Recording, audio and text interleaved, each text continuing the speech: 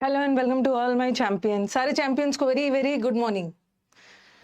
Good morning Chandrabhan Singh, Kunal, Pinky, Aaradhya, Ashish, सारे champions को very very good morning. एक बार ऑडियो वीडियो बता देना। आज हम लोग नया चैप्टर शुरू करेंगे, दैट इज प्रेपोजिशन। प्रेपोजिशंस को रिफ्रेश करती हूँ।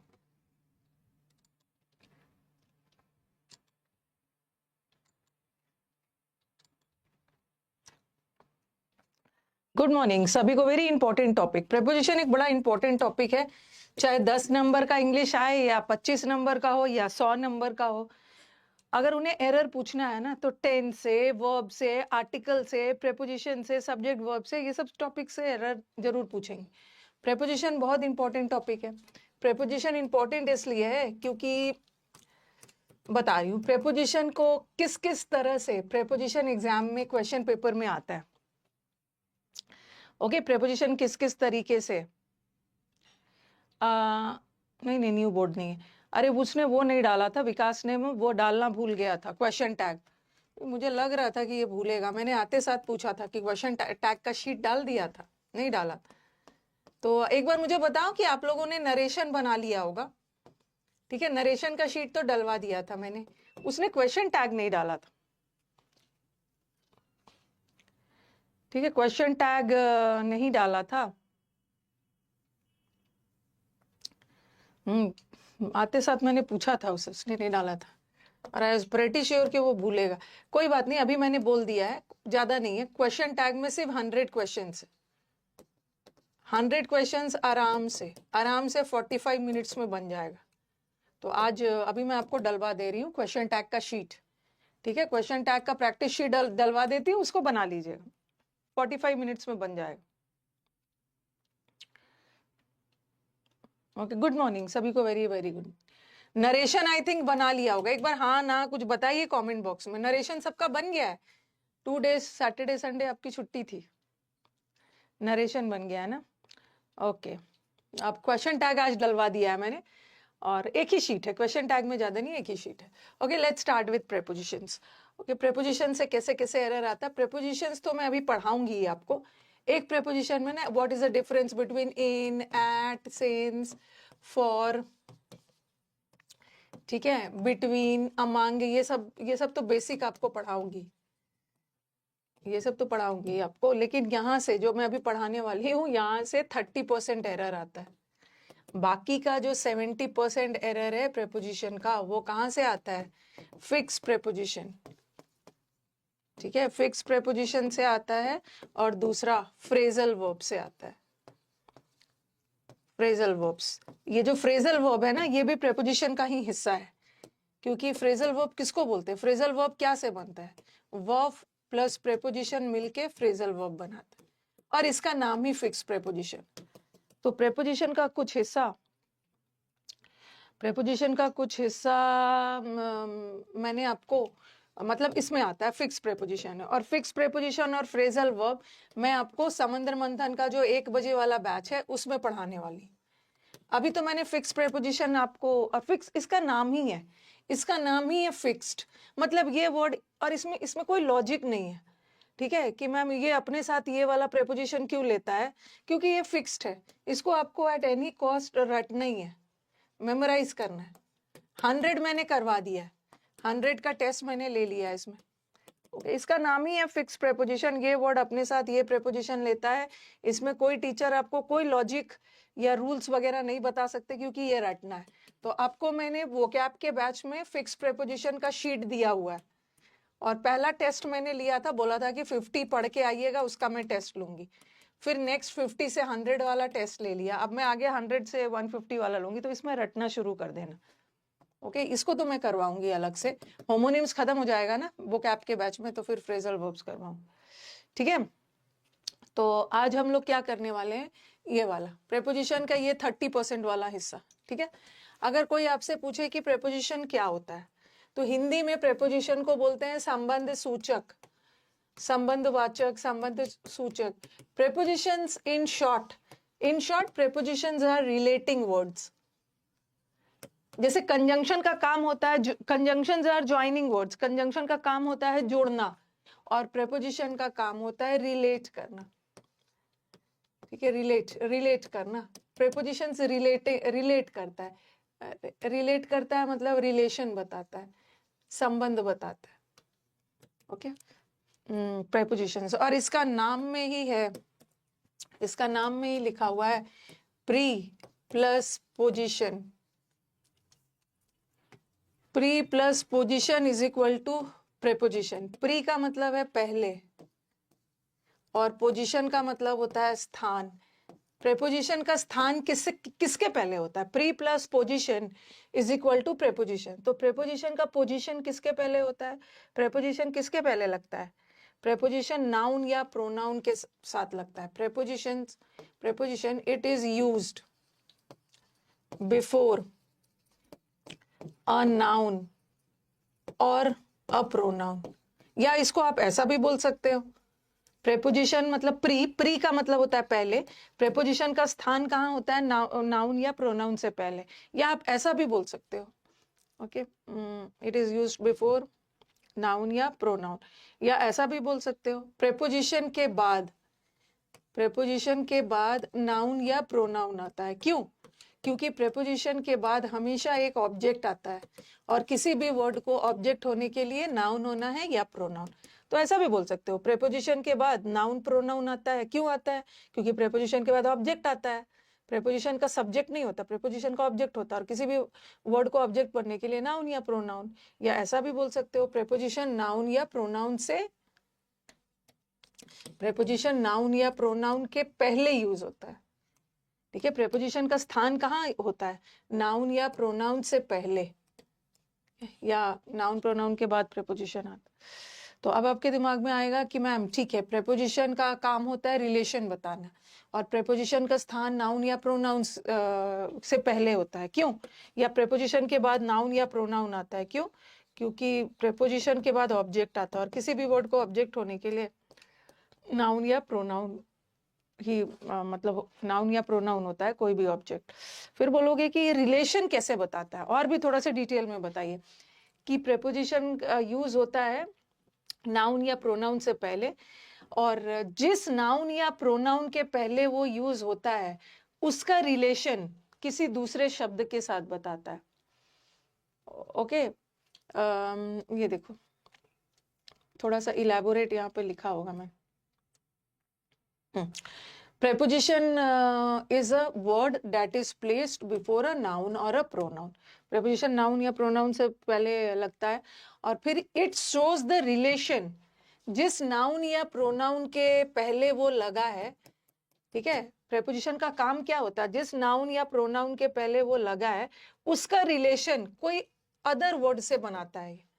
ओके, ये संबंध उस नाउन एंड जिस नाउन एंड प्रोनाउन के पहले लगा है, उस नाउन एंड प्रोनाउन का संबंध वाक्य में किसी दूसरे शब्द के साथ बता सकता है, और वो दूसरा शब्द नाउन भी हो सकता है, प्रोनाउन भी हो सकता है, एडवर्ब भी हो सकता है, एडजेक्टिव भी होता है। तो कंजंक्शन तो बहुत वफादार टॉपिक होता है, नाउन को नाउन से जोड़ता है, प्रोनाउन को प्रोनाउन से जोड़ता है, एडजेक्टिव को एडजेक्टिव से जोड़ता है, but preposition is a very disloyal topic, बहुत गद्दार है। ये जो नाउन एंड प्रोनाउन के पहले लगता है ना, उसका रिलेशन नाउन एंड प्रोनाउन का रिलेशन नाउन एंड प्रोनाउन से भी बता सकता है, नाउन एंड प्रोनाउन का रिलेशन एडवर्ब से भी जोड़ देता है, या एडजेक्टिव से भी जोड़ देता है। हो सकता है कि ये अभी थ्योरी फॉर्म में आपको ना समझ में आए। ठीक है, थ्योरी फॉर्म में ना समझ में आए, इसको मैं एग्जाम्पल दूंगी तो आपको समझ में आ जाए। लिखा देखो, मैंने लिखा ही is fond of T, sorry हाँ म्यूजिक, वो चाय का शौकीन है। ये देखना ये प्रेपोजिशन है, और सबसे पहले हाँ ये भी, यहाँ भी ये ऑफ प्रेपोजिशन है, और ऑन भी प्रेपोजिशन है। ये सब प्रेपोजिशन है। At, in, on, of, below, above, beside, सब प्रेपोजिशन होता है। सबसे पहले प्रेपोजिशन का रूल क्या होता है? सबसे पहले प्रेपोजिशन किसके पहले लगता है? नाउन से पहले। म्यूजिक एक क्षेत्र है, म्यूजिक एक सब्जेक्ट है, ये नाउन। या ऐसा भी कह सकते हो कि प्रेपोजिशन के बाद हमेशा एक ऑब्जेक्ट आता है, और वो ऑब्जेक्ट या तो नाउन होता है या तो प्रोनाउन होता है। प्रोनाउन तो नहीं है, नाउन है। उसी तरह द लगा है, और द के बाद नाउन आता है, उसी तरह यहाँ भी द लगा है, आर्टिकल है, आर्टिकल के बाद नाउन है। तो सबसे पहले प्रेपोजिशन का पोजीशन कहाँ होता है? प्रेपोजिशन नाउन से पहले। यहाँ भी प्रेपोजिशन नाउन से पहले, यहाँ भी प्रेपोजिशन नाउन से पहले। तो प्रेपोजिशन का स्थान तो नाउन प्रोनाउन से पहले होता है। प्रोनाउन भी हो सकता है, जैसे मैंने लिखा ही इज फॉन्ड ऑफ मी, वो मेरे को पसंद करता है। तो यहाँ पे देखो ये भी ऑफ है ना प्रेपोजिशन, तो यहाँ प्रेपोजिशन के बाद एक ऑब्जेक्ट आया है प्रोनाउन के रूप। तो जरूरी नहीं है कि प्रेपोजिशन के बाद हमेशा नाउन ही आए, प्रेपोजिशन के बाद प्रोनाउन भी आ सकता है। अब देखो जिस नाउन या प्रोनाउन, और इसका काम क्या होता है? इसका पोजीशन तो नाउन या प्रोनाउन से पहले होता है, बट इसका काम क्या होता है? जिस नाउन या प्रोनाउन के पहले वो लगता है ना, उस शब्द का रिलेशन किसी और शब्द से बनाता है। ठीक है, किसी और शब्द से बनाता। अब मुझे बताओ कि ये जो प्रेपोजिशन है, ये म्यूजिक को किससे रिलेट कर रहा है? म्यूजिक को किससे रिलेट कर रहा है?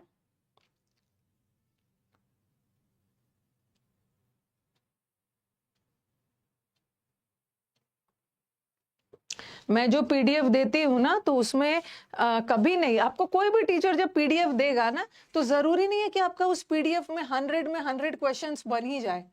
ऐसा किसी के साथ नहीं होता है कि पहली बार में 100 क्वेश्चंस बन जाए। ठीक है, ऐसा कभी नहीं होता है। तो उसीलिए मैं पीडीएफ के साथ साथ वीडियो सोल्यूशन देती हूँ ना। 100% किसी का थोड़ी बनता है पहली बार में, किसी का नहीं बनेगा। ओके, ये मत सोचना कि सिर्फ आप ही का नहीं बन रहा, किसी का 100% क्वेश्चन नहीं बनता है। बस ध्यान रखो कि जो नहीं बने ना, उसका वीडियो सोल्यूशन जरूर देखिए। सिर्फ आंसर देख के काम नहीं चलेगा।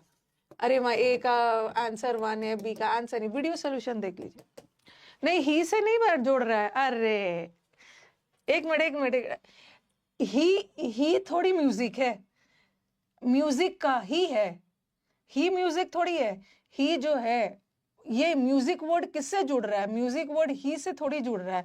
ही म्यूजिक नहीं है, ही म्यूजिक का शौकीन है, फॉन्ड से जुड़ रहा है।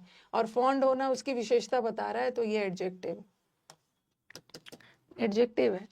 अब देखो, ही स्लिप्ड ऑफ द स्टेयर्स, वह सीढ़ियों से डैश। तो सीढ़ियों से वह नहीं है, वह सीढ़ियों से गिर गया। ये सीढ़ी वर्ड और गिरने का रिलेशन हो रहा है, तो स्लिप्ड वर्ब है। अब यहां देखो, the book is on the table, table पे बुक है, तो बुक नाउन है। तो देखो प्रेपोजिशन कितना डिसलॉयल टॉपिक है, गद्दार है।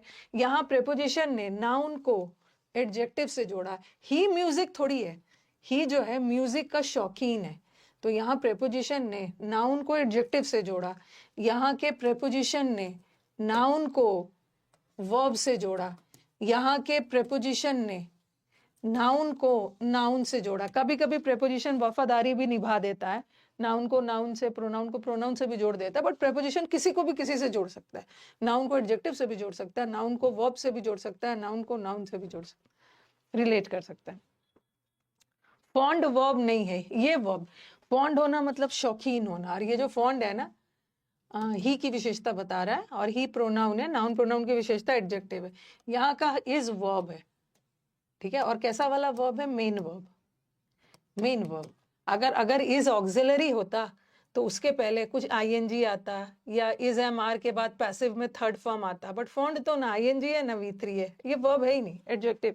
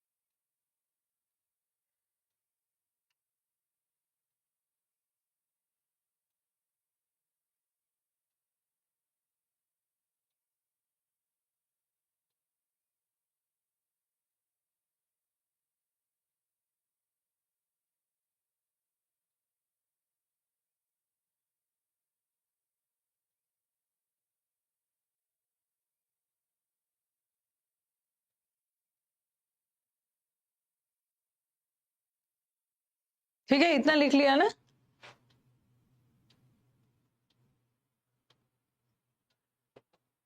Next, the book is lying on the table. यहाँ पे सेंटेंस देखना, दो सेंटेंस था। पिछला वाला सेंटेंस जो था, the book is on the table, पिछला सेंटेंस जो थर्ड वाला था मैंने ये दिया था ऑन प्रेपोजिशन और नाउन के साथ लगा है, तो टेबल, यहाँ टेबल को, ये जो ऑन प्रेपोजिशन है टेबल को किससे जोड़ रहा है, टेबल पर क्या है, टेबल पे बुक है, तो बुक नाउन है, तो यहाँ प्रेपोजिशन ने नाउन को नाउन से जोड़ा। बट यहाँ पे देखो, द बुक इज बुक, यहाँ पे बुक टेबल पर है, बट यहाँ बुक है टेबल पे पड़ा हुआ है, इज लाइंग है, लाइंग, यहाँ पे टेबल पे, टेबल पर किताब, यहाँ पे टेबल पर क्या है, किताब है, बट यहाँ पे टेबल पे किताब पड़ी हुई है। ओके, तो इज लाइंग, तो टेबल पे बुक पड़ी हुई है वर्ब से, तो यहाँ प्रेपोजिशन ने क्या किया, यहाँ के प्रेपोजिशन ने नाउन को वर्ब से जोड़ा, यहाँ नाउन को नाउन से जोड़ा। There is a temple beside my house, beside मतलब बगल में, ये हाउस नाउन है और बिसाइड प्रेपोजिशन है, तो यहाँ नाउन, प्रेपोजिशन का काम क्या है, नाउन को किससे जोड़ रहा है, ये जो घर है मंदिर के बगल में, मंदिर को जोड़ रहा है, तो प्रेपोजिशन थोड़ा बहुत वफादारी निभा देता है, ये नाउन को नाउन से भी जोड़ देगा, प्रोनाउन को प्रोनाउन से भी जोड़ देगा, कभी कभी नाउन को वर्ब से जोड़ देता है, कभी कभी नाउन को एडजेक्टिव से जोड़ देता है, किसी को भी किसी से जोड़ देगा। लाइंग से बता, लाइंग वर्ब, तो ये तो मैंने बेसिक बताया, एग्जैक्टली यहाँ से थोड़ी एरर आएगा एग्जाम में, ऐसा थोड़ी आएगा कि वाक्य में बताइए कि कौन सा वर्ड यहाँ पे प्रेपोजिशन जो है उसको अंडरलाइन करिए, ऐसा थोड़ी आएगा। ये तो मैंने सिर्फ बताया कि प्रेपोजिशन होता क्या है, ठीक है। और प्रेपोजिशन के बाद हमेशा याद रखो, प्रेपोजिशन के बाद हमेशा एक ऑब्जेक्ट आता है, और वो ऑब्जेक्ट या तो नाउन होगा या तो प्रोनाउन होगा। प्रेपोजिशन का सब्जेक्ट नहीं होता, प्रेपोजिशन का हमेशा ऑब्जेक्ट होता है, नाउन या प्रोनाउन के रूप, और प्रेपोजिशन रिलेशन बताता है। और एक चीज और लिखा मैंने, ही इज फॉन्ड ऑफ राम, उसको राम बहुत पसंद है, और फिर मैंने लिखा ही is fond of him, Ram की जगह हिम लगा दिया, ही नहीं लगा सकते, बता रही।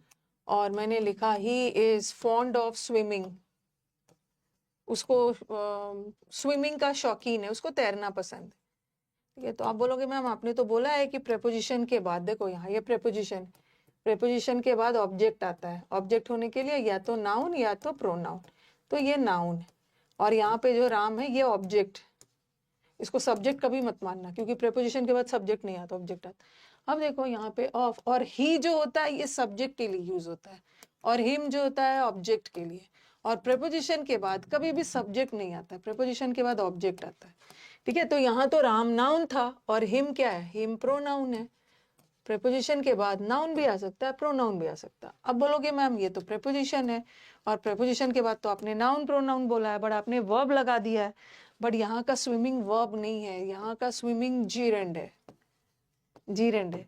स्विमिंग को वर्ब होने के लिए ना उसके पहले कुछ इज एम आर आना होगा, जैसे मैंने लिखा होता ही इज स्विमिंग, वो तैर रहा है, तो ये ऑक्सिलरी है और ये मेन वर्ब है। कुछ बोलेंगे कि मैम आईएनजी फॉर्म तो वर्ब होता है ना, आईएनजी को हम वर्ब तब मानेंगे जब उस आईएनजी के पहले कुछ is am are was were लगाओ, ठीक है। पर यहाँ तो बगैर इज एम आर का लगा है, इसका मतलब है ये जीरेंड है। जीरेंड क्या होता है, जब वर्ब का आईएनजी फॉर्म नाउन का काम करने लगे तो उसको हम जीरेंड बोलते हैं। और जीरेंड भी सब सेंटेंस में सब्जेक्ट ऑब्जेक्ट बन सकता है, क्योंकि ये प्रेपोजिशन है तो यहाँ पे ऑब्जेक्ट। क्लियर है इतना दूर,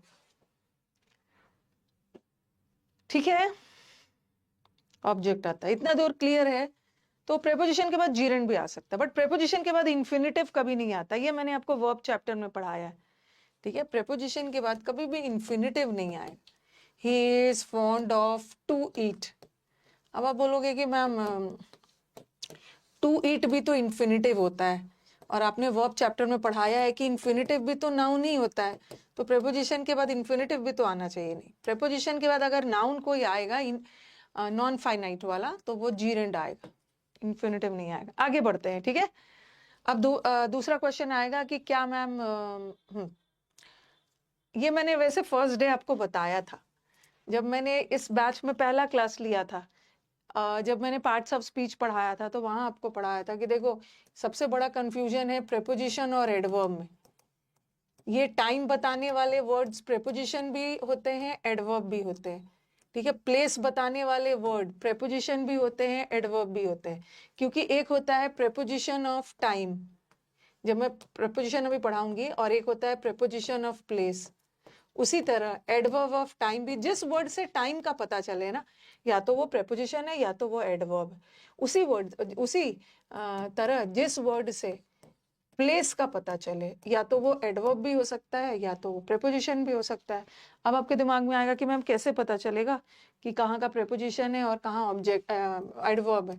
याद रखो, जहां पर कोई ऑब्जेक्ट मिल जाए, ठीक है, ऑब्जेक्ट मिल जाए इसका मतलब है कि वो प्रेपोजिशन है। और जहां पे कोई ऑब्जेक्ट नहीं है, वो टाइम बताना प्लेस बताने वाले वर्ड के बाद कोई ऑब्जेक्ट नहीं है, तो इसका मतलब है कि वो adverb.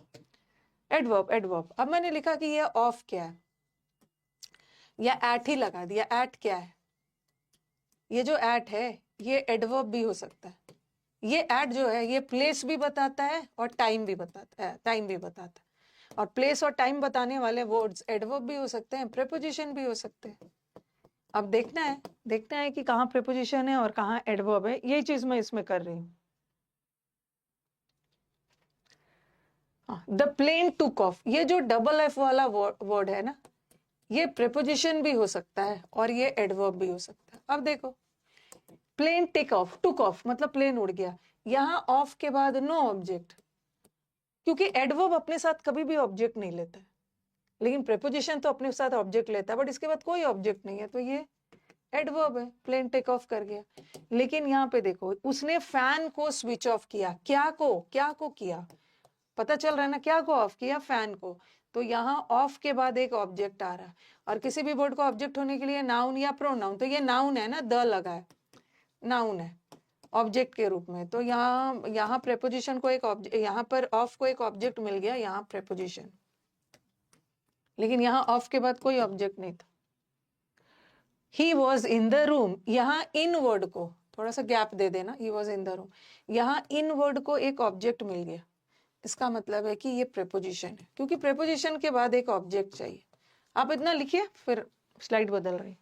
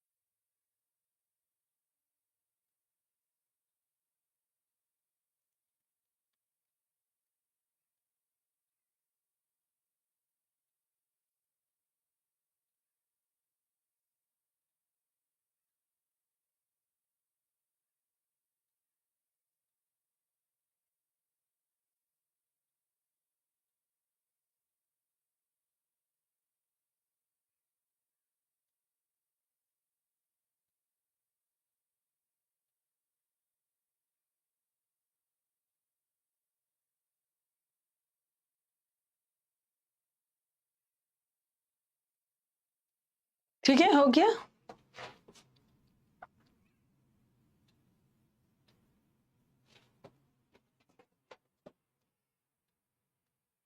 He came in and took rest, अंदर आया और रेस्ट किया। देखो यहाँ इन के बाद एक ऑब्जेक्ट आ रहा था, तो वहां प्रेपोजिशन है, बट यहाँ पे कोई ऑब्जेक्ट नहीं आ रहा। एंड तो कंजंक्शन है, तो यहाँ इन के बाद कोई ऑब्जेक्ट नहीं आ रहा है ना, तो यहाँ का इन एडवर्ब है, वर्ब की विशेषता बता रहा। केम की वर्ब की विशेषता बताने वाले वर्ड। कहाँ आया वो सब सेंस नहीं जा रहा, रूम में आया, कहाँ गया, क्या किया, बस अंदर, मतलब वो आया और रेस्ट करने लगा। ठीक है, कोई ऑब्जेक्ट नहीं। उसी तरह कम डाउन, नीचे आओ, ये वर्ब है और वर्ब की विशेषता एडवर्ब, और यहाँ कोई ऑब्जेक्ट नहीं है। ये प्रेपोजिशन तब होता है ना जब बाद में कोई ऑब्जेक्ट होता, बट यहाँ तो कोई ऑब्जेक्ट नहीं है तो एडवर्ब है। बट द यहाँ का डाउन एडवर्ब है, but the ship sail down the river, कहाँ सेल किया, नदी में, तो यहाँ पे एक ऑब्जेक्ट है, ऑब्जेक्ट है तो प्रेपोजिशन है। प्रेपोजिशन ऑब्जेक्ट लेता है, एडवर्ब अपने साथ ऑब्जेक्ट नहीं लेता। कॉपी करिए। अब तीसरा क्वेश्चन आएगा कि मैम एडवर्ब सेंटेंस के शुरू में होता है, बीच में होता है या अंत में होता है?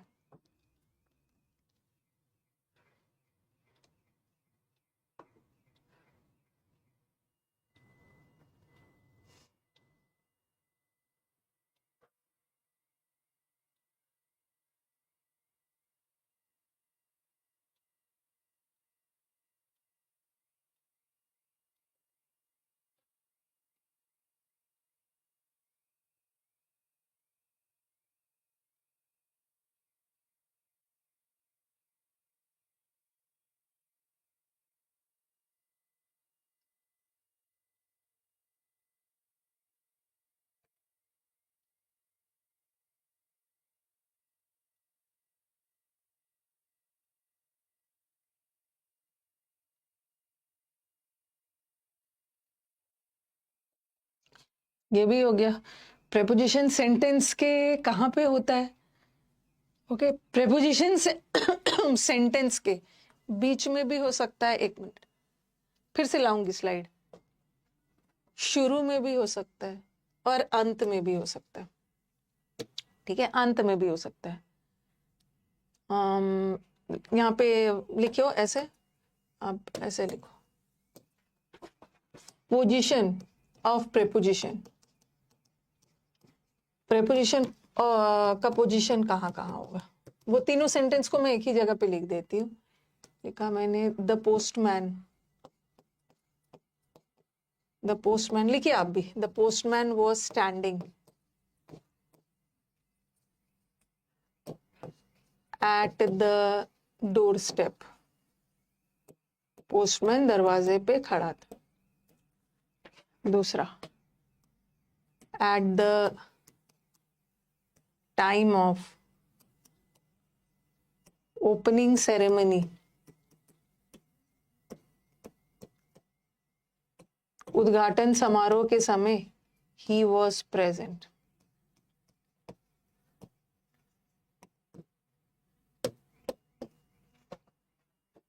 तीसरा, what are you looking at?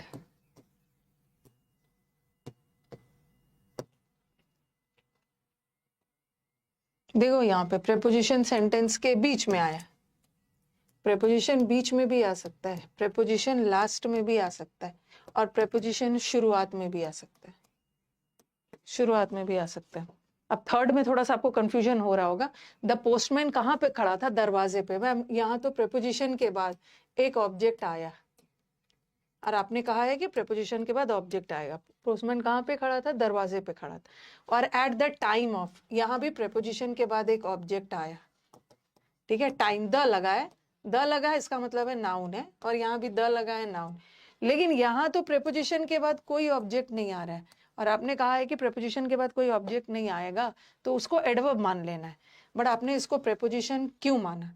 देखो ये इस सेंटेंस में भी ऑब्जेक्ट है, लेकिन चूंकि ये सेंटेंस क्वेश्चन मार्क फॉर्म में है, ठीक है, यहाँ तो आंसर दे दिया गया है। अगर मैं पोस्टमैन कहाँ खड़ा था तो आपने आंसर दिया दरवाजे पे खड़ा था। कब उद्घाटन समारोह का टाइम, मतलब कब सब लोग प्रेजेंट थे, उद्घाटन समारोह के समय प्रेजेंट थे। अब दिमाग में आएगा कि मैम यहाँ तो ऑब्जेक्ट नहीं आ रहा है, what are you looking at, आप किस ओर देख रहे हो। चूंकि इस सेंटेंस में क्वेश्चन पूछा जा रहा है ना, तो जब आप आंसर दोगे ना तब ऑब्जेक्ट का यूज करोगे। जैसे मैंने लिखा कि what are you looking at, तो मैंने लिख दिया I am looking at you. यहाँ तो प्रेपोजिशन के तुरंत बाद ऑब्जेक्ट आ गया, यहाँ भी प्रेपोजिशन के तुरंत बाद ऑब्जेक्ट आ गया। बोलोगे कि मैम यहाँ का ऑब्जेक्ट कहाँ है, यहाँ का ऑब्जेक्ट कहाँ है? यहाँ तो कोई ऑब्जेक्ट नहीं दिख रहा है, क्योंकि ये क्वेश्चन पूछा जा रहा है ना। ऑब्जेक्ट का जिक्र तब दोगे ना जब आंसर दोगे। आई एम लुकिंग एट यू, अब देखो आप किस ओर देख रहे हो, तो आपने बोला कि मैं तुम्हारी ओर देख रहा हूँ। अब आंसर दोगे तो तब तो ऑब्जेक्ट आएगा। देखो एट के बाद एक प्रोनाउन के रूप में ऑब्जेक्ट आ गया। प्रेपोजिशन के बाद प्रोनाउन और नाउन दोनों हो सकता है, तो यहाँ पे ऑब्जेक्ट आ गया। लेकिन यहाँ भी ऑब्जेक्ट है। अब मुझे बताओ कि यहाँ का ऑब्जेक्ट कौन है, तुम किस ओर देख रहे हो?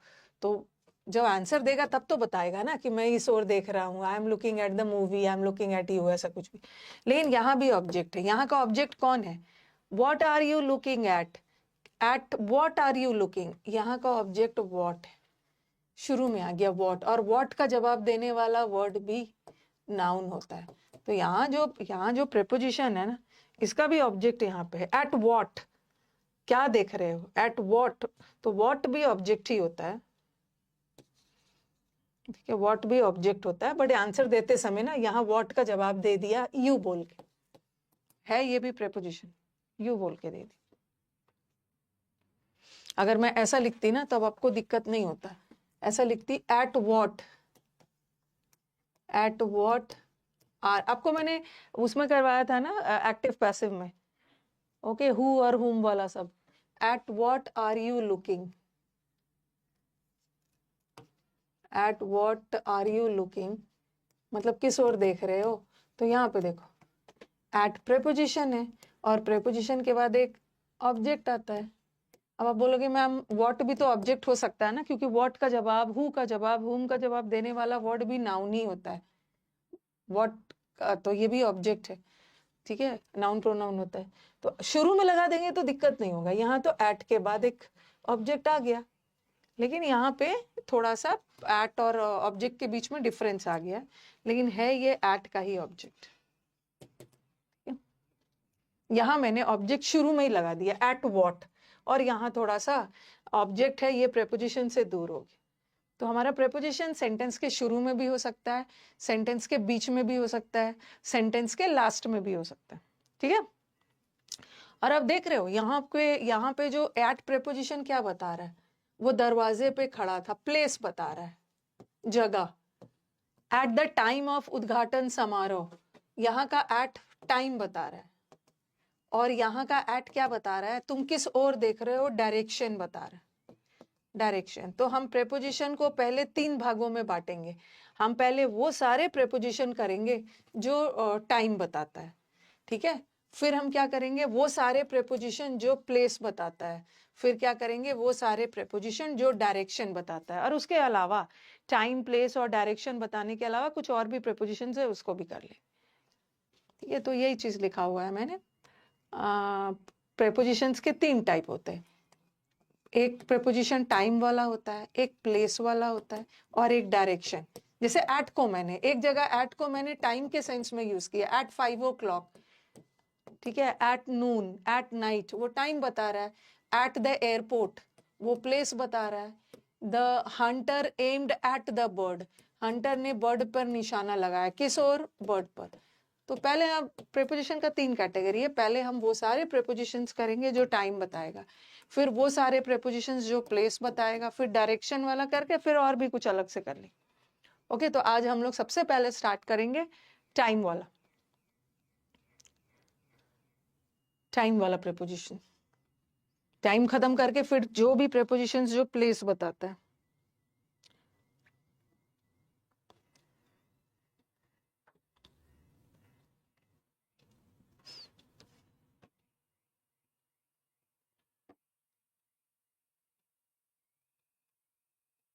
देखो सीजीएल का, एसएससी का नोटिफिकेशन, एसएससी का नोटिफिकेशन अब आ ही जाएगा। पहले तो उन्होंने 22 को बोला था, आज 21 हो गया ना, अब थोड़ा सा डिले करेंगे, बट लग रहा है इस मंथ के एंड तक आ जाना चाहिए।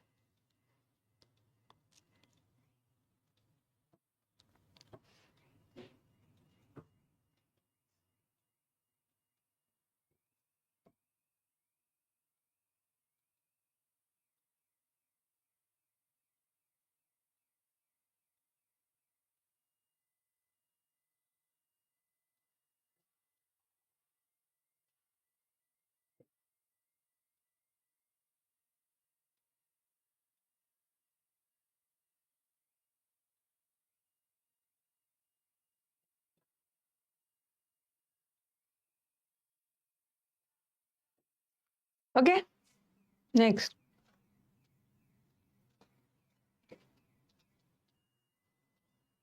जून लास्ट में या जुलाई में होगा, वो तो पता ही है। टेंटेटिव डेट तो वही बताया, टेंटेटिव डेट वही है, जून लास्ट या जुलाई।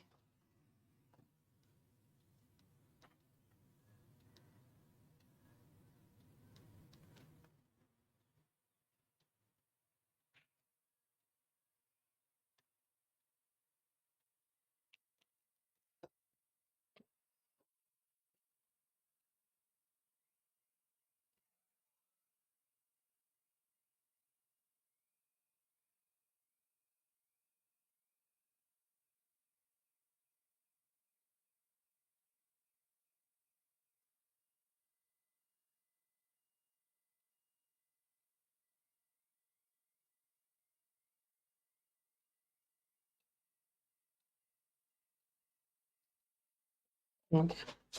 और कभी भी ये मत सोचना ना कि हमेशा सेंटेंस सब्जेक्ट से स्टार्ट होगा। हमारा सेंटेंस ऑब्जेक्ट से भी स्टार्ट हो सकता है। जैसे मैंने एक सेंटेंस आपको लिखा था, क्योंकि आपके मन में बैठा है ना हमेशा वाक्य के शुरू में सब्जेक्ट ही होगा। ये लिखा था, at the time of the accident, दुर्घटना के समय वो मौजूद था, वॉज प्रेजेंट। अब मुझे बताओ कि इस सेंटेंस का सब्जेक्ट कौन सा है। ये मत सोचना ना कि हमेशा कि मैम ये सब्जेक्ट है वाक्य का, हमेशा सेंटेंस सब्जेक्ट से ही स्टार्ट होगा, ऐसा जरूरी नहीं है। अभी यहाँ पे प्रेपोजिशन आ गया और प्रेपोजिशन के बाद कभी भी सब्जेक्ट नहीं आता, ये तो ऑब्जेक्ट है, ये प्रेपोजिशन का ऑब्जेक्ट। यहाँ देखो ये प्रेपोजिशन है और प्रेपोजिशन के बाद ऑब्जेक्ट है। इसका मतलब है कि ये टाइम, एक्सीडेंट, ये सब सब्जेक्ट है ही नहीं। सब्जेक्ट पहचानने के लिए पहले अपना वर्ब को ढूंढो और देखो कि ये वर्ब किसके लिए लगा, क्योंकि वर्ब ऑब्जेक्ट के लिए नहीं लगता है, वर्ब तो सब्जेक्ट के लिए लगता है। ये वर्ब है और ये वर्ब किसके लिए लगा है, टाइम के लिए, एक्सीडेंट के लिए नहीं, ही के लिए। तो हमारे वाक्य का सब्जेक्ट ही। कभी कभी हमारा वाक्य ऑब्जेक्ट से भी स्टार्ट हो सकता है, सब्जेक्ट बाद में आए, ठीक है। सब्जेक्ट ऐसा लिखती तो आपको दिक्कत नहीं होती, उलट के लिखती, he was present, he was present at the time of accident.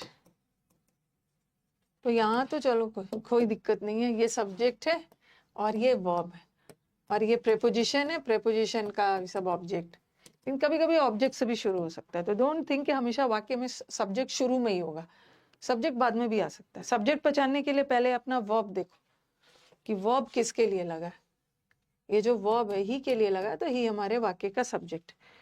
Okay, चलो लेट्स स्टार्ट विथ, ये मैंने वही बताया है, डाउन नहीं है, डॉन। डॉन का मतलब है अर्ली मॉर्निंग, भोर, सुबह सुबह, प्रातः। तो ये जो एट है वो सुबह सुबह आ जाएगा, यहाँ का एट टाइम बता रहा है, प्रेपोजिशन ऑफ टाइम, यहाँ का एट डायरेक्शन बता रहा है, उसने बर्ड पे निशाना लगाया। और देखो एक प्रेपोजिशन टाइम भी बता सकता है, डायरेक्शन भी बता सकता है, और यहाँ कहाँ खड़ा था, बस स्टॉप पे खड़ा था। इसको लिखो नहीं, लिखने की जरूरत नहीं। ऑफ भी प्रेपोजिशन, एक सेंटेंस में 2-4 प्रेपोजिशन आ सकते हैं। Let's start with preposition of time, ठीक है। सबसे पहला प्रेपोजिशन हम लोग पढ़ने वाले हैं, that is preposition of time.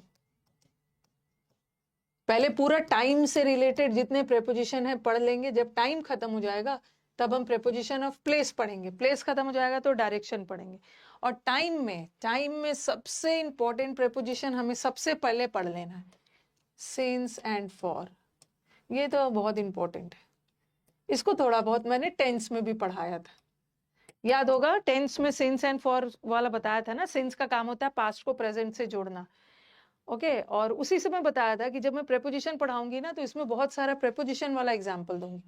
वहां तो टेंस वाला एग्जाम्पल दिया था, सिंस का और फॉर का काम होता है पास्ट को प्रेजेंट से जोड़ना, और फॉर परफेक्ट में भी हो सकता है, परफेक्ट कंटिन्यूअस में भी हो सकता है, इनडेफिनेट में भी हो सकता है, बट सिंस कभी भी इनडेफिनेट में नहीं होता, हमेशा परफेक्ट में होता है। तो वहां तो हमने टेंस वाला पढ़ा था। यहाँ तो वहाँ तो हमने टेंस वाला पढ़ा था, लेकिन यहाँ हम प्रेपोजिशन वाला पार्ट पढ़ेंगे। सिंस एंड फॉर से रिलेटेड प्रेपोजिशन का एरर क्या आता है। अरे ये सब क्या लिखने की जरूरत है, सब चीज लिखोगे, मतलब क्या जरूरत है। डॉन है, डॉन का मतलब होता है भोर, DAW, ये तो बता ही दिया, उसको नहीं लिखना था। यहाँ पे मैंने समझा के बता दिया था ना। देखो जब ये पढ़ाया था, पता नहीं कहाँ चला गया। देखो कभी कभी एट डायरेक्शन भी बता देता है, कभी कभी एट टाइम भी बता देता है, और कभी कभी एट कहाँ था पोस्टमैन वाला, कभी कभी एट जगह भी बता दे। तो प्लेस बता ही दिया, फिर क्यों लिख रहे हैं। नहीं लिखना था उसको, जिसको नहीं लिखना होता उसको जल्दी से मैं स्लाइड आगे बढ़ाती। ये थ्योरी कोई थोड़ी आने वाला एग्जाम में। व्हाट इज प्रेपोजिशन, प्रेपोजिशन का कोई 5 एग्जाम्पल्स लिखिए, टाइम डायरेक्शन और प्लेस वाला, उसको नहीं लिखना है, तो बेसिक है। ये सब लिखना है यहाँ पे। अब चलेंगे, नोट्स को ऐसा बनाना है ना कि पढ़ने का मन हो। नोट्स एकदम छोटा सा क्रिस्प नोट्स बनाना है। प्रेपोजिशन ऑफ टाइम में सिंस एंड फॉर, ठीक है, सिंस एंड फॉर। आपको जब ये वाला मैंने आपको, ये बहुत इंपॉर्टेंट है, जो मैंने आपको 60 इंपॉर्टेंट रूल्स ऑफ ग्रामर पढ़ाया है, उसमें सबसे पहला रूल इसी को रखा है। ये मैंने आपको उसमें भी पढ़ाया है, किस पे, कंजंक्शन। याद होगा आपको कि ये जो सिंस एंड फॉर है ना, ये वाक्य में कभी कभी प्रेपोजिशन भी होता है, वाक्य में कभी कभी सिंस फॉर कंजंक्शन भी होता है, और कभी कभी सिंस और फॉर टाइम भी बताता है, कभी कभी सिंस एंड फॉर रीजन भी बताता है। और सिंस, हाँ, सिंस एंड फॉर जब टाइम बताएगा ना, उससे रिलेटेड टेंस का एरर आता है। टेंस का कि सिंस एंड फॉर को हमेशा परफेक्ट टेंस में होना चाहिए, बट फॉर कभी कभी इनडेफिनेट में भी चला जाता है। ओके, अरे मैं प्रॉमिस करता हूँ कि सिलेक्शन लेके आपसे मिलने आऊंगा, मैं वेट करूंगी आपका। नाम स्कैन कर लेते हो, हिमांशु यादव जी।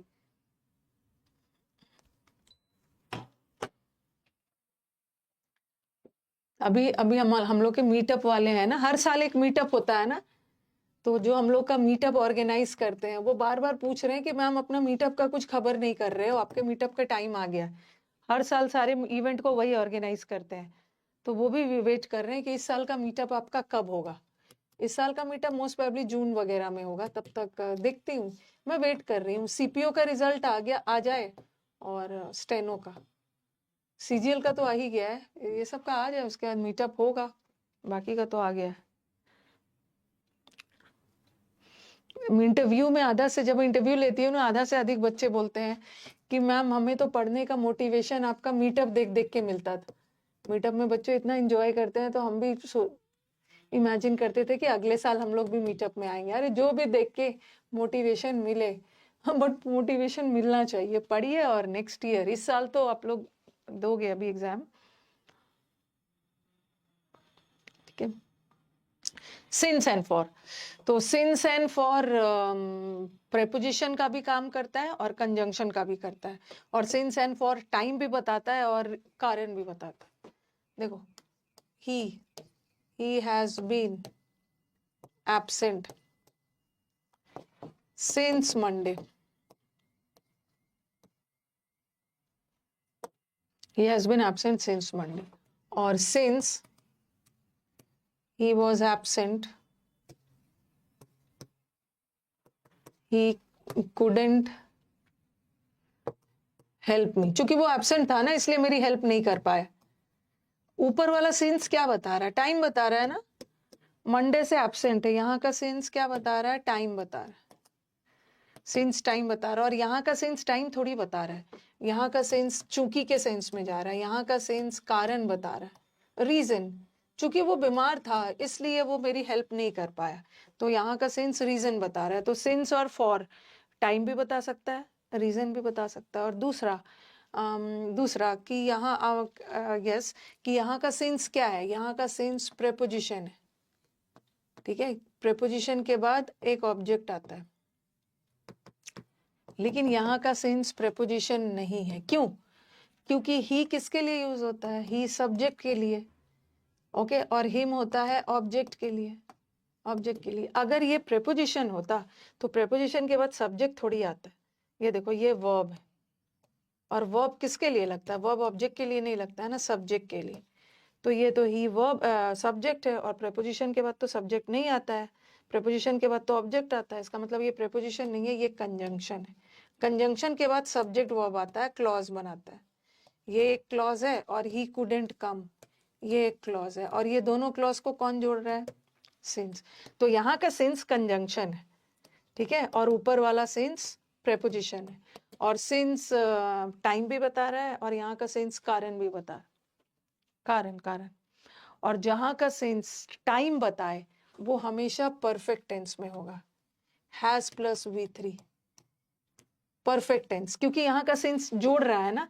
मंडे से लेकर अब तक एब्सेंट है, तब से लेकर अब तक, तो पास्ट को जो प्रेजेंट से जोड़ता है वो प्रेजेंट परफेक्ट है। बट यहाँ का सेंस कहीं से टाइम नहीं बता रहा है, क्योंकि वो एब्सेंट था। या ऐसा कुछ नहीं है कि यहाँ का सेंस पास्ट को प्रेजेंट से जोड़ रहा है, यहाँ पास्ट की ही बातें बोली जा रही। पास्ट में एब्सेंट था इसलिए मेरी हेल्प नहीं कर पाया, ठीक है।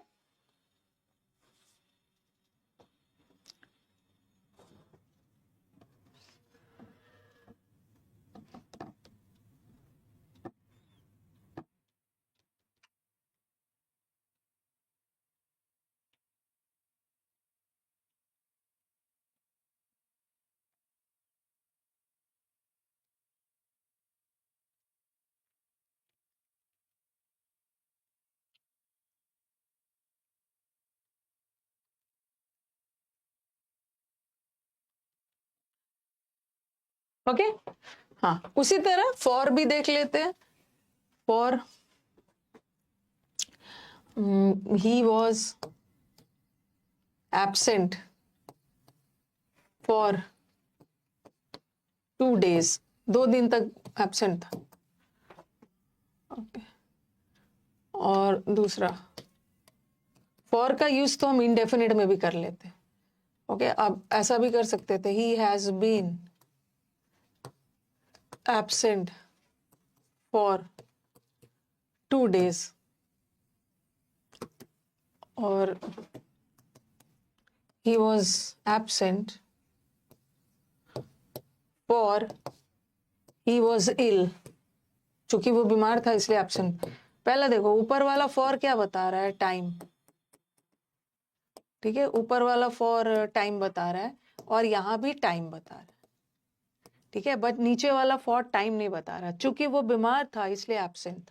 तो ये रीजन बता रहा है, कारण बता रहा है। कभी कभी फॉर और सिंस बिकॉज का भी सेंस देता है, क्योंकि वो बीमार था इसलिए नहीं आ पाया। और यहाँ का फॉर कंजंक्शन है, क्योंकि ये सब्जेक्ट है और वर्ब है। और प्रेपोजिशन होता तो प्रेपोजिशन के बाद ऑब्जेक्ट आता, सब्जेक्ट नहीं आता, ये कंजंक्शन है, ठीक है। लेकिन यहाँ का जो सिंस है ना, यहाँ का जो फॉर है ये प्रेपोजिशन है, उसके बाद एक ऑब्जेक्ट आ रहा है। यहाँ का फॉर भी प्रेपोजिशन है, उसके बाद नाउन के रूप में एक ऑब्जेक्ट आ रहा है क्या। और देखो दोनों में ही वॉज एब्सेंट, वो 2 दिन तक एब्सेंट था, और यहाँ वो 2 दिनों से एब्सेंट है। ये दोनों जगह प्रेपोजिशन ही है, टाइम ही बता रहा है, बट दोनों में डिफरेंस क्या? पास्ट में 2 दिन तक एब्सेंट था, बट यहाँ पे ही हैज बीन एब्सेंट, ये परफेक्ट टेंस में हो गया। परफेक्ट टेंस में मतलब 2 दिन से लेकर अब तक एब्सेंट है, ठीक है। तो यहाँ सेंस अलग जा रहा है, यहाँ सेंस अलग जा रहा है। और हम फॉर को परफेक्ट के अलावा इनडेफिनिट में भी यूज कर सकते हैं, बट सिंस का यूज हमेशा परफेक्ट में होता है। चलो इतना दूर तो मैंने आपको पहले भी पढ़ाया है, बस रिवाइज करवा दिया। अभी हम टेंस वगैरह नहीं पढ़ेंगे, अभी हम प्रेपोजिशन चैप्टर पढ़ेंगे। तो सिंस एंड फॉर में आखिर क्या डिफरेंस होता है, ठीक है। सिंस क्या बताता है, लिखो सिंस एंड फॉर में एज अ प्रेपोजिशन क्या डिफरेंस है। Since denotes a definite, a fixed point of time. लिखिए इसको, फिर समझाऊंगी कि ये पॉइंट ऑफ टाइम और लेंथ ऑफ टाइम क्या होता है। ओके सिंस क्या डिनोट करता है? एक पर्टिकुलर, एक फिक्स्ड पॉइंट ऑफ टाइम। और फॉर क्या डिनोट करता है? लेंथ, लेंथ ऑफ टाइम का मतलब है ड्यूरेशन, कब से कब तक। ये लिखिए, एग्जाम्पल से क्लियर हो जाए। सिंस एंड फॉर का पहले आप डेफिनेशन लिखिए कि क्या बताता है।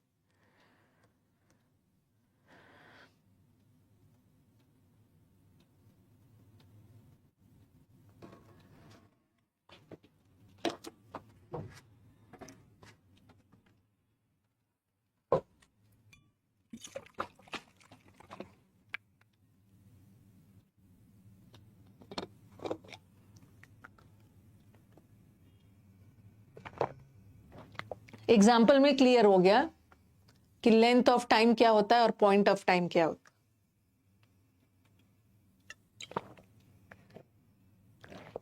उस समय बच्चे ने क्वेश्चन किया था तो मैंने 2-4 एग्जाम्पल दिया था, बट यहाँ पे हम लोग बहुत सारे एग्जाम्पल्स करने वाले।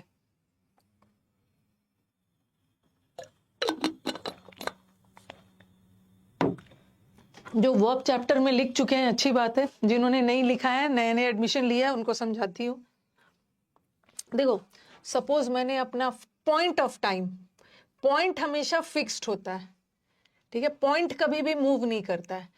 एक पॉइंट यहाँ है और एक पॉइंट यहाँ है। सपोज आपने अपना काम मंडे को शुरू किया और आपने अपना काम फ्राइडे को खत्म किया, तो मंडे फिक्स्ड है और फ्राइडे भी फिक्स्ड है। लेकिन मंडे से फ्राइडे आने में, मंडे से ट्यूसडे एक दिन, वेंसडे, थर्सडे, फ्राइडे, मंडे से फ्राइडे आने में 4 दिन का ड्यूरेशन ट्रैवल हुआ, 4 दिन का लेंथ आपने ट्रैवल किया मंडे से फ्राइडे आने में, ठीक है, 4 डेज का लेंथ ट्रैवल हुआ। और लेंथ के लिए हम क्या यूज करेंगे? फॉर। बट मंडे के लिए क्या यूज करेंगे? सिंस मंडे, क्योंकि मंडे क्या बता रहा है? एक फिक्स्ड पॉइंट ऑफ टाइम है। फ्राइडे भी एक फिक्स पॉइंट ऑफ टाइम है, बट इस मंडे से फ्राइडे आपने इतना दिन कवर किया, तो दैट इज फॉर। पहले भी बताया मैंने, सपोज मैंने अपना काम स्टार्ट किया 2 बजे, एक फिक्स पॉइंट पे स्टार्ट किया 2 बजे और एक फिक्स पॉइंट पे खत्म किया 4 बजे, और 2 बजे से 4 बजे में मैंने कितना टाइम पीरियड ट्रैवल किया? 2 घंटों का, 2 आवर्स, 2 घंटा बीता ना।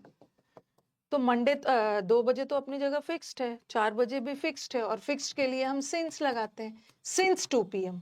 बट 2 बजे से 4 बजे में 2 घंटा बीता है, 2 घंटे का लेंथ ट्रैवल किया, तो 2 घंटा ड्यूरेशन के लिए, अंतराल के लिए, लेंथ के लिए हम फॉर यूज करेंगे, for 2 hours, but since 2 PM। ठीक है, मैंने अपना काम स्टार्ट किया जनवरी में और अपना काम खत्म किया मार्च में, तो जनवरी अपनी जगह फिक्स्ड है, मार्च अपनी जगह फिक्स्ड है, बट जनवरी से मार्च ट्रैवल करने में मुझे 2 महीने लग गए, तो मैं इस 2 मंथ्स के लिए फॉर यूज करूंगी और जनवरी के लिए सिंस यूज करूंगी। ठीक है, ये मैंने आपको पहले भी बताया। ओके, चलो अभी पहले कुछ एग्जाम्पल्स करेंगे और भी कंफ्यूजिंग वाला एग्जाम्पल्स भी करेंगे। तो ये समझ में आ रहा है ना कि पॉइंट ऑफ टाइम, पॉइंट के लिए, फिक्स पॉइंट के लिए सिंस लगाते हैं, और इस दोनों पॉइंट के बीच में ड्यूरेशन के लिए फॉर लगाते हैं। 4 दिन का ड्यूरेशन, 2 घंटों का ड्यूरेशन, अंतराल 2 महीनों का ड्यूरेशन, उसके लिए फॉर लगाते हैं। तो चलो बता दो, he has been living here dash a month. ये लगाकर 3 बार समझा दिया है, लेकिन अभी और समझाऊंगी, इसमें बहुत ज्यादा एग्जाम्पल्स है।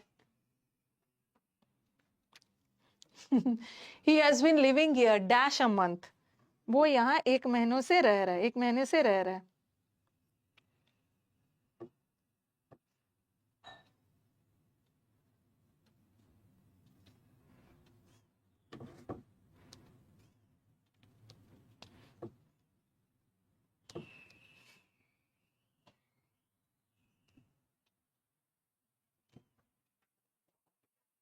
देखो 1 मंथ क्या है? 1 मंथ एक ड्यूरेशन है, जैसे हो सकता है वो 1 मंथ क्या होगा, जनवरी से फरवरी भी 1 मंथ हो सकता है, मार्च से अप्रैल भी हो सकता है, या दिसंबर से जनवरी, ये भी 1 महीना हो सकता है। ठीक है, तो 1 महीना इज अ ड्यूरेशन ना सिंस नहीं लगाना। अगर ऐसा रहता है ना, मंथ का नाम रहता सिंस दिसंबर, सिंस मार्च, तब हम सिंस लगाते, एक फिक्स पॉइंट बताता। ठीक है, फिर यहाँ फिक्स पॉइंट नहीं बताया जा रहा, कोई भी 1 महीना हो सकता है, जनवरी से फरवरी भी 1 मंथ हो सकता है, दिसंबर से जनवरी, अप्रैल से मई भी 1 मंथ हो सकता है, कोई भी 1 मंथ की बात हो रही है, कोई फिक्स्ड 1 मंथ की बात नहीं हो रही कि जनवरी से फरवरी वाला ही मंथ। 1 मंथ में कोई भी मंथ हो सकता है, और 1 मंथ एक ड्यूरेशन बताता है, 30 दिनों का ड्यूरेशन है, फॉर लगाना। जब से ये रहता है ना दिसंबर जनवरी, तब हम फिक्स्ड रहता, तब हम लगाते। ही हैज बिन डैश जनवरी, अब तो बता दिया वो कब से यहाँ रह रहा है, फिक्स टाइम से, जनवरी से लेकर अब तक रह रहा है, तो यहाँ पे सिंस लगाना है। सिंस क्या बताता है? एक फिक्स्ड पॉइंट ऑफ टाइम। जनवरी एक फिक्स्ड पॉइंट ऑफ टाइम है, और जनवरी में पता चल रहा है पक्का कब से, जनवरी से। और यहाँ पे फिक्स नहीं पता चल रहा है। मंथ में कोई भी मंथ हो सकता है, एक महीने में कोई भी मंथ हो सकता है। January to December, September to October, November to December, कोई भी हो सकता है। ठीक है, लिख लिया है ना? स्लाइड बदलो।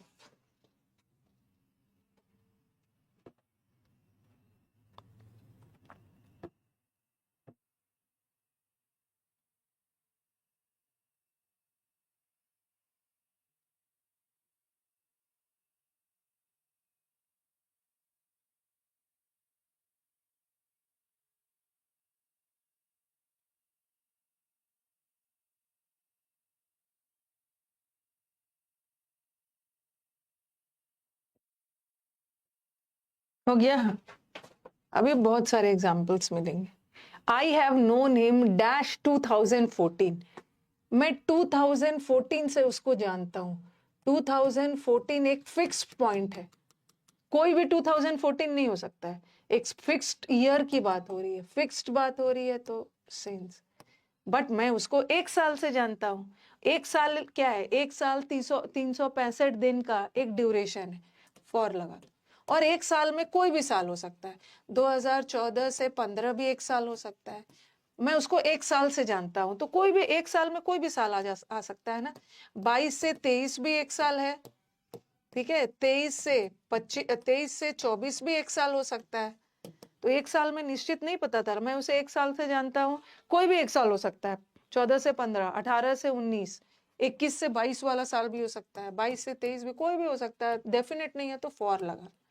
जब डेफिनेट नहीं है तो फॉर लगाना। एक ईयर एक ड्यूरेशन बता रहा, बट यहाँ तो डेफिनेट बता रहा है।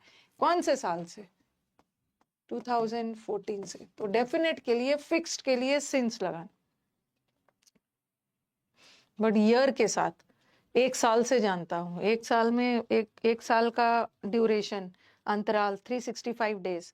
और एक साल में कोई भी साल हो सकता है। जब कोई भी हो सकता है ना, निश्चित नहीं है, तो फॉर लगाना। दो एक चीज याद रखना, जब भी इनडेफिनेट का सेंस आए, जब निश्चित नहीं पता चल रहा है, और उसके साथ साथ इनडेफिनेट का भी सेंस दे रहा है, और ड्यूरेशन मतलब अंतराल का सेंस दे रहा है, लेंथ ऑफ टाइम, तो उसके लिए फॉर लगाना। देखो यहाँ पर मैं उसको एक साल से जानता हूँ।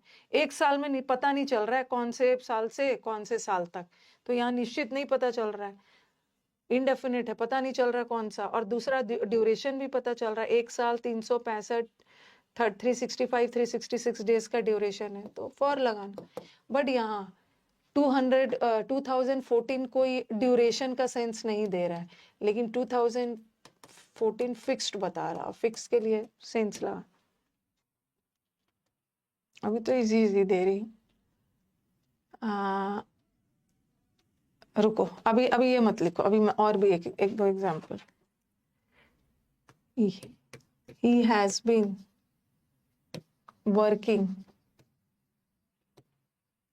been working since or for Monday.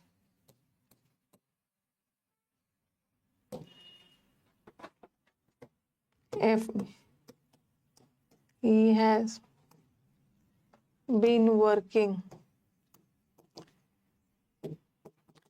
since and for a week, एक हफ्ते से काम कर।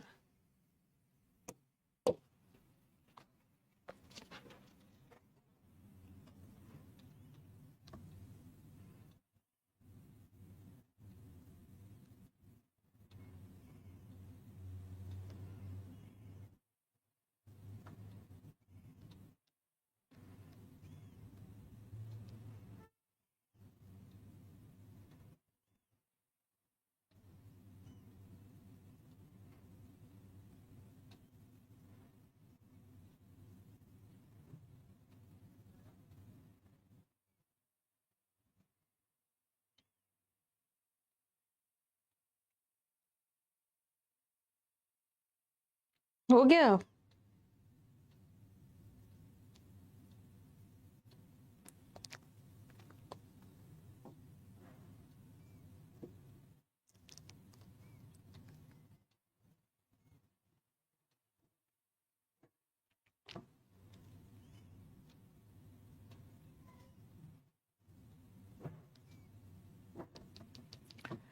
ठीक है, तो मंडे एक फिक्स्ड बता रहा है ना, फिक्स्ड बता रहा है, फिक्स कब से, मंडे से, तो सिंस लगा दो। बट वो एक हफ्ते से बीमार क्या है, वर्क कर रहा है। एक हफ्ता में कोई भी हफ्ता हो सकता है, 7 दिन का ड्यूरेशन है। एक मंडे से मंडे भी एक हफ्ता हो सकता है, फ्राइडे से लेकर फ्राइडे भी 7 दिन हो सकता है, ओके, सैटरडे से सैटरडे भी हो सकता है, तो कोई भी हफ्ता हो सकता है। और मंडे 7 दिनों का वीक 7 दिनों का ड्यूरेशन है, तो फॉर, तो इतना दूर तो क्लियर है। चलो अब थोड़ा सा कंफ्यूज करेंगे हम लोग। He has been working since and for Monday, पता चल रहा है कब से काम कर रहा है, मंडे से काम कर रहा है, सिंस।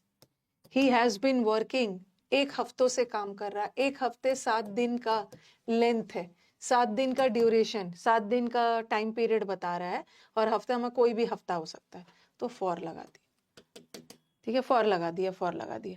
अब देखो नेक्स्ट वाला, नेक्स्ट वाला, he has been working dash a week, और he has been working since dash last week. अब आप बोलोगे कि मैम वहां यहाँ तो वो एक हफ्ते से काम कर रहा है, एक हफ्ते में कोई भी हफ्ता हो सकता है, मंडे से मंडे को भी हम एक हफ्ता मान सकते हैं, फ्राइडे से लेकर फ्राइडे भी एक हफ्ता होता है, संडे से संडे भी एक हफ्ता होता है, निश्चित नहीं पता चल रहा, तो हमने फॉर लगाया। और वीक तो 7 दिनों का ड्यूरेशन है, तो यहाँ भी आपके दिमाग में आएगा मैम वीक भी, यहाँ भी तो वीक 7 दिनों का ड्यूरेशन है, तो यहाँ भी फॉर लगाना चाहिए था, बट यहाँ सेंस होगा। क्यों? क्योंकि यहाँ पे निश्चित बता दिया, इन्होंने निश्चित बता दिया है कि कौन सा हफ्ता कब से वर्क कर रहा है, लास्ट वीक। लास्ट वीक का मतलब है बीता हुआ वीक, ओके। जैसे मैं लास्ट वीक, कौन सा वीक होगा, लास्ट वीक मतलब जो हफ्ता अभी पिछले हफ्ता बीता है, तो वहां तो फिक्स्ड बता रहा है, और जब भी फिक्स्ड बता रहे हैं तो सेंस लगा, सेंस होगा, सिंस लास्ट वीक। अभी और भी बताती हूँ, यहीं पे खत्म नहीं हुआ है।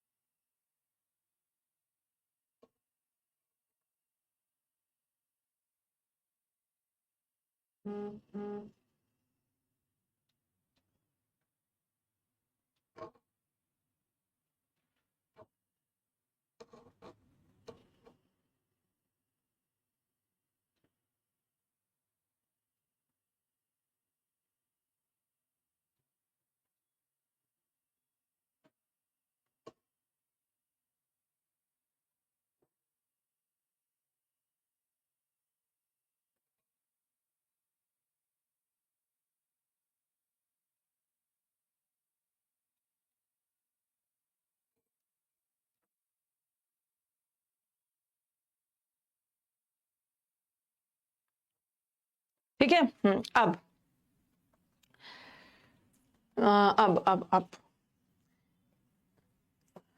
पॉइंट टू बी नोटेड, एक दो चीज याद रखना, पॉइंट टू बी नोटेड। एक तो याद रखना कि सिंस किसके लिए होता है, सिंस हमेशा फिक्स्ड डेफिनेट के लिए, ओके। डेफिनेट हो या कोई भी चीज फिक्स्ड हो, तो उसके लिए हम सिंस बनाते हैं। और सिंस के बाद हमेशा जो भी नाउन आएगा वो सिंगुलर रहेगा, ठीक है, सिंगुलर रहेगा नाउन, कोई भी सिंगुलर नाउन या प्रोनाउन सिंगुलर रहे सिंस के बाद। लेकिन याद रखना ऑब्जेक्ट रहना चाहिए, बस सिंगुलर रखना, सिंस के बाद जो भी नाउन आएगा सिंगुलर आएगा, और सिंस फिक्स्ड के लिए रहेगा। और दूसरा, ये जो फॉर है, ठीक है, ये फॉर फिक्स्ड नहीं है, इनडेफिनिट के लिए, कोई भी हफ्ता कोई भी मंथ हो सकता है, वो एक मंथ से बीमार है, कोई मंथ हो सकता है। और सिंस के साथ हम सिंगुलर भी लगा सकते, फॉर के साथ सिंगुलर भी लगा सकते हैं और प्लूरल भी लगा सकते हैं। सिंस के बाद जो नाउन आएगा ना, सिंस के बाद जो नाउन आएगा वो सिंगुलर रहेगा, लेकिन फॉर के बाद नाउन आएगा वो सिंगुलर प्लूरल दोनों रह सकता है, दोनों रह सकता है। अभी दे रही हूं मैं, एग्जाम्पल दे रही हूँ। He has been absent since January.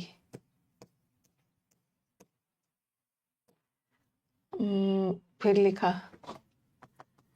he has been absent for a month. तीसरा, सब करेक्ट लिख रही हूं, he has been absent since last month. तीनों सेंटेंस लिखिए, अभी और भी जगह बनाऊंगी. He has been absent, January fixed बता रहा है, फिक्स्ड बता रहा है ना, कब से एब्सेंट है, फिक्स टाइम जनवरी से, ठीक है. He has been absent since January. और दूसरा वो कब से एब्सेंट है, एक महीने से एब्सेंट है. 1 मंथ क्या है, 1 मंथ एक ड्यूरेशन है, 30-31 दिन का ड्यूरेशन है 1 मंथ. तो फॉर हम ड्यूरेशन के लिए लगाते हैं ना, ड्यूरेशन का सेंस आए. और एक मंथ में कोई भी हो सकता है, दिसंबर से जनवरी, सितंबर से अक्टूबर, कोई भी मंथ हो सकता है, इनडेफिनेट, तो मैंने फॉर लगाया. अब आप बोलोगे मैम यहाँ भी तो मंथ है, यहाँ भी तो मंथ है और मंथ ड्यूरेशन बताता है, और ड्यूरेशन के लिए तो फॉर लगना चाहिए, बट यहाँ निश्चित बता दिया. कौन सा मंथ, बीता हुआ मंथ, लास्ट मंथ मतलब बीता हुआ मंथ, तो यहाँ पे सिंस लगा दिया. तो यहाँ तक तो ठीक था, लेकिन अभी मैं जो लिखी हूँ ऊपर उसको और बता रही हूँ.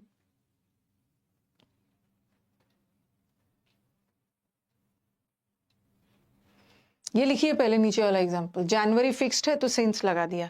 1 मंथ फिक्स्ड नहीं है, कोई भी मंथ हो सकता है, ठीक है, कोई भी मंथ हो सकता है, फिक्स नहीं है.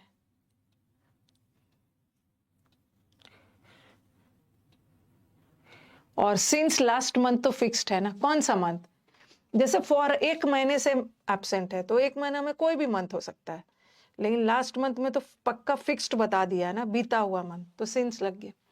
ठीक है. अब देखो मैंने लिखा he has been absent since last month, ये तो चलो ठीक है. अब लिखा he has been absent, last month से निश्चित बता दिया ना, कौन सा मंथ, बीता हुआ. लास्ट मंथ में क्या बोलूंगी, अभी हम लोग का अप्रैल चल रहा है, तो लास्ट मंथ मतलब मार्च की बात कर रही. He has been absent since and for last 2 months. तो आप बोलोगे मैम यहाँ भी तो लास्ट लगाया है, यहाँ भी तो लास्ट, ऊपर वाला में भी तो लास्ट लगाया था, और लास्ट वर्ड से निश्चित मंथ का पता चल रहा है, डेफिनेट का पता चल रहा है, और डेफिनेट का पता चल रहा है तो सिंस लगाएंगे. तो रूल के अकॉर्डिंग वो पिछले 2 महीनों से एब्सेंट है, और 2 months, ठीक है, पिछले 2 महीनों से एब्सेंट है, तो 2 महीना बीता हुआ, 2 महीना, अभी हम लोग का अप्रैल चल रहा है, और बीता हुआ 2 महीना में फरवरी और मार्च आ जाएगा. आप बोलोगे मैम यहाँ भी तो निश्चित हो रहा है, तो सिंस लगा देना चाहिए, बट सिंस नहीं होगा, क्योंकि देखो ये प्लूरल आ गया, प्लूरल प्लूरल, ये प्लूरल आ गया है. और सिंस के साथ कभी भी, सिंस के बाद, सिंस एज अ प्रेपोजिशन, उसके बाद जो भी नाउन आएगा ना, वो कभी भी प्लूरल नहीं होता, सिंगुलर रहता है. लेकिन फॉर के साथ हम सिंगुलर प्लूरल दोनों लगा सकते हैं, तो यहाँ पे फॉर, फॉर फॉर.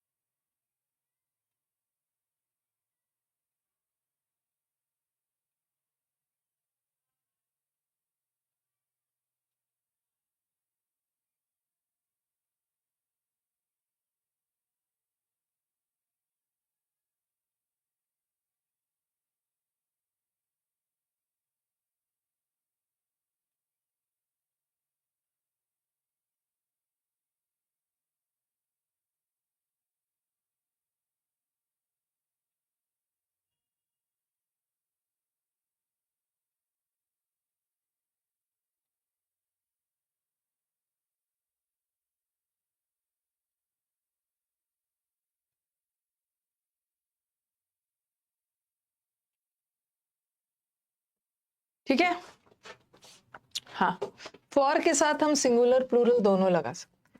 जैसे देखो, he has been, since के साथ तो हमेशा सिंगुलर लगता है, he has been absent since Monday. Monday singular है तो since यूज करेंगे, बट इसको लगाया मैंने, he has been absent for a month, एक मंथ से एबसेंट है, और he has been absent for 2 months. तो यहाँ for के साथ क्या आया, सिंगुलर आया, और यहाँ for के साथ प्लूरल आया. तो for के साथ अगर 2 मंथ की बात हो रही है तो आप प्लूरल डालना, और for के साथ सिंगुलर आ जाए, singular singular. for singular plural दोनों लेगा, बट सिंस हमेशा सिंगुलर लेगा. और एक चीज और, अगर क्वेश्चन ऐसा आए, he has been absent, he has been absent for a month, चलो ये तो सही है, एक महीने से एबसेंट, ठीक है, ये चलो सही. और फिर लिखा he has been absent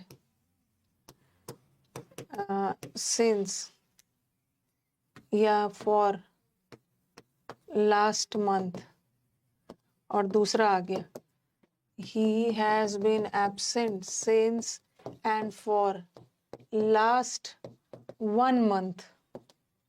जरा देखना ध्यान से,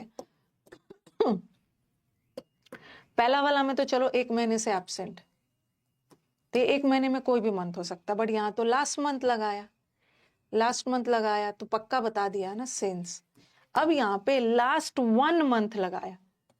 अब आप बोलोगे मैम यहाँ भी तो लास्ट है, ठीक है, लास्ट मंथ मतलब पिछले एक महीना, तो यहाँ भी तो सिंस लगना चाहिए, क्योंकि यहाँ भी लास्ट मंथ है, तो यहाँ भी लास्ट मंथ है, बट यहाँ पे 1 मंथ आ गया. जब भी सेंटेंस में 1 मंथ आ गया, फॉर द लास्ट 1 मंथ, ठीक है, फॉर द लास्ट 2 आ गया तो मंथ्स आ गया.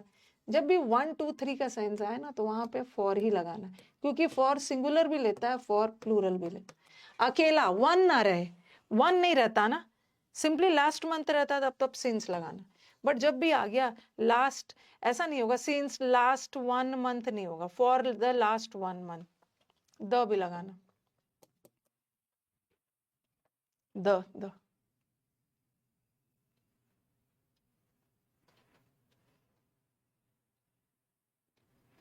ठीक है, इतने दूर क्लियर है, आगे बढ़े. और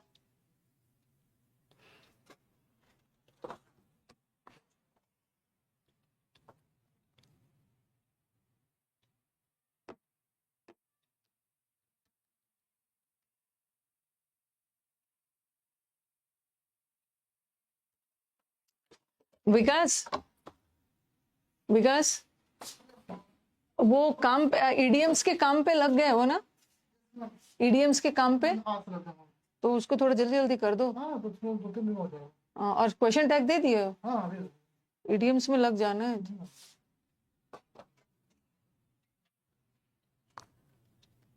He has been absent last 1 month, last 2 months, 1 2 3 आ गया तो फॉर लगा. इतने दूर क्लियर है, अभी यहीं पे खत्म नहीं हुआ है. अब आपके दिमाग में ये भी आएगा कि मैम आपने तो बोला है ना कि सिंस के साथ हमेशा सिंगुलर आएगा, और फॉर के साथ सिंगुलर और प्लूरल दोनों आता है. तो यहाँ लगेगा कि एंशिएंट टाइम्स, एंशिएंट टाइम्स में तो ये प्लूरल लग रहा है, तो प्लूरल है, लग रहा है तो फॉर लगाना चाहिए, बट यहाँ आंसर सिंस होगा. सिंस होगा, क्यों होगा मैं बता रही हूँ. लास्ट 1 मंथ आ गया है, लास्ट 2 मंथ आ गया तो वहां भी फॉर होगा, ठीक है, क्योंकि फॉर सिंगुलर प्लूरल दोनों के साथ यूज होता है. 1 2 लग गया तो ड्यूरेशन बता रहा है, 1 2 आ गया ना तो ड्यूरेशन का सेंस दे रहा है, ड्यूरेशन के सेंस के साथ सेंस मत लगाना, फॉर लगाना. हाँ, अब ये देखो, this custom has been in prevalence, इसकी हिंदी क्या है, ये प्रथा प्रेविलेंस में है, मतलब प्रचलित है, सदियों से ये प्रथा चली आ रही है. एंशियंट टाइम, प्राचीन काल से ये प्रथा चली आ रही है. तो अब आप बोलोगे मैम, ये एक फ्रेज है, अब आप बोलोगे मैम एंशियंट टाइम्स तो प्लूरल है, और प्लूरल के साथ तो फॉर लगना चाहिए, बट सिंस क्यों लगाया. देखो यहाँ क्या सेंस जा रहा है, हमारे हिस्ट्री को 3 पॉइंट में बांटा गया है. एक होता है एंशियंट हिस्ट्री, एक पॉइंट एंशियंट है, एक क्या है मेडिवियल हिस्ट्री, और दूसरा क्या है मॉडर्न हिस्ट्री. तो ये जो एंशियंट, मिडिवल, मॉडर्न, ये सब आपके हिस्ट्री का एक एक पॉइंट है, एक एक लेवल है, एक एक टाइम वाला है। तो इसके साथ हम फॉर ना लगा के, ड्यूरेशन नहीं है, सिंस लगाते हैं। Since since ancient time, since medieval, since modern. For मत लगाना, कंफ्यूज हो जाओगे कि मैम ये प्लूरल है तो फॉर लगा दिया जाए ना। सिंस एंशियंट टाइम होगा। प्राचीन काल से ये प्रथा चली आ रही है। प्राचीन काल आपके लाइफ का एक फिक्स पॉइंट था, मिडिवियल एक फिक्स पॉइंट है, मॉडर्न फिक्स पॉइंट है।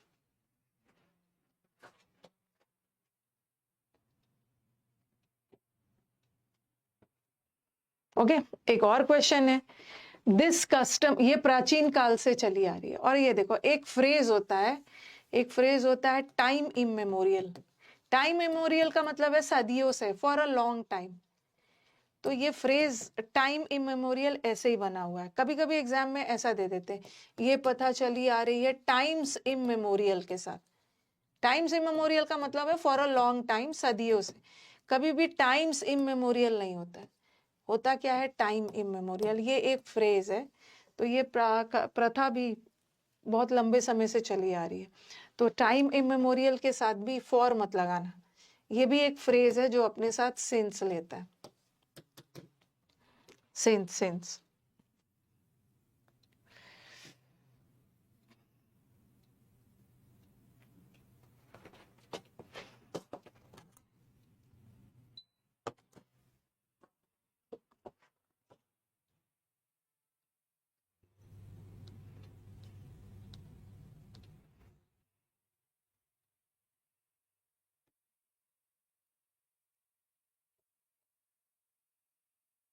ओके।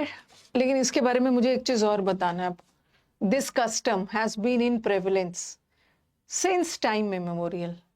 फॉर टाइम मेमोरियल नहीं हो। टाइम मेमोरियल का मतलब होता है सदियों से, फॉर अ लॉन्ग टाइम। तो ये कहीं पे नोट डालिए।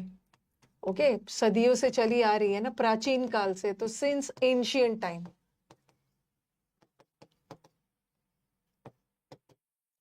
ठीक है, हाँ, सिंस एंशियंट टाइम। और ये जो टाइम इमेमोरियल एक फ्रेज है, टाइम इमेमोरियल, टाइम्स इमेमोरियल नहीं होता, टाइम इमेमोरियल। इसका मतलब भी होता है लंबे समय से, और इसके साथ सिंस यूज होता है। इसके साथ कभी भी हम फॉर नहीं लगाते सिंस।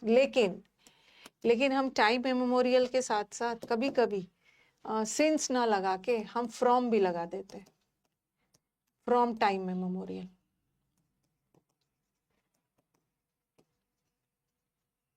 ये भी सही है, फ्रॉम भी सही है और सिंस भी सही है। ये मैं ये बता रही हूँ बिकॉज जब मैं ऑफलाइन पढ़ाती थी ना, एक बच्चा एक क्वेश्चन पेपर लेके आया था, उसमें देखो वो बता रहा था कि मैम बड़ा कंफ्यूजिंग ऑप्शन डाला हुआ था। ये प्रथा लंबे समय से चली आ रही है। टाइम मेमोरियल का मतलब है फॉर अ लॉन्ग टाइम, सदियों से।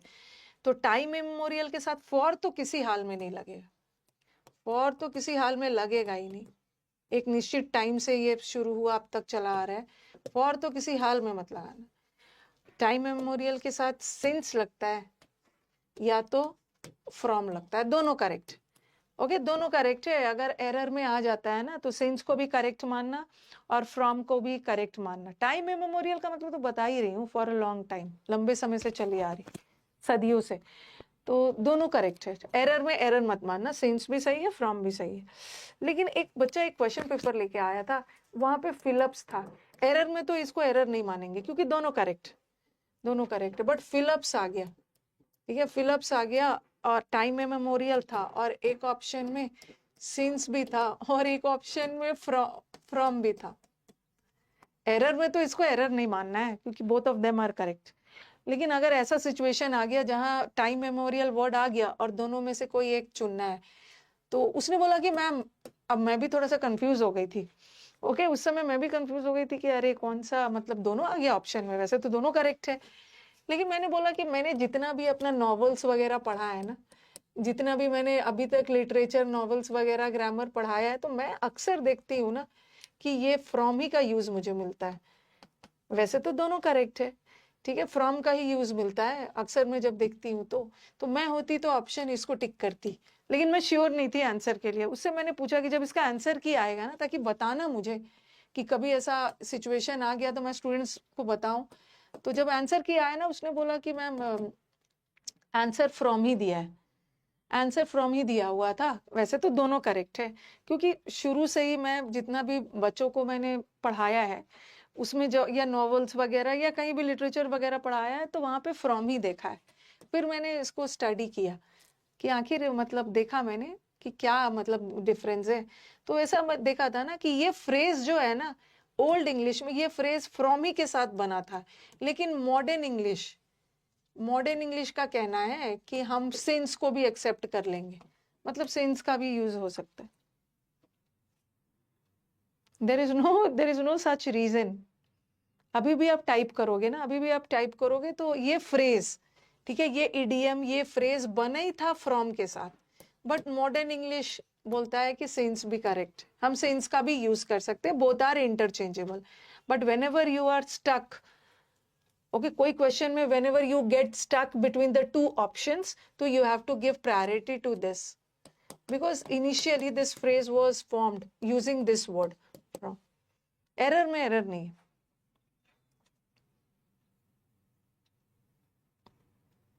एक कोई एसएससी का एग्जाम नहीं था, ठीक है, कोई स्टेट मतलब कुछ ऐसा एग्जाम था जहां पे दोनों था ऑप्शन में।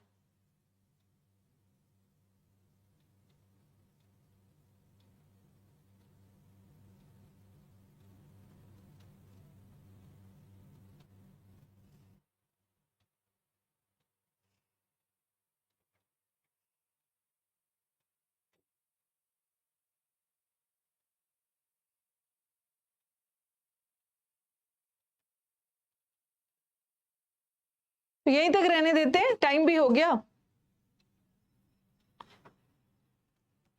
यहीं तक रहने देते हैं, ठीक है।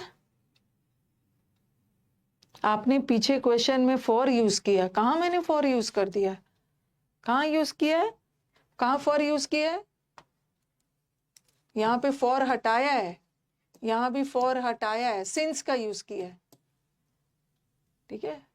और यहाँ मैंने बोला है कि सिंस भी सही है और फ्रॉम भी सही है, कहाँ यूज किया है मैंने, ठीक है। तो अब कल मिलते हैं, कल मैं आपको अभी तो मैंने सिंस एंड फॉर बताया ना, कल मैं आपको सिंस एंड फ्रॉम के बीच का डिफरेंस बताऊं, ओके। और क्वेश्चन टैग बना लीजिए।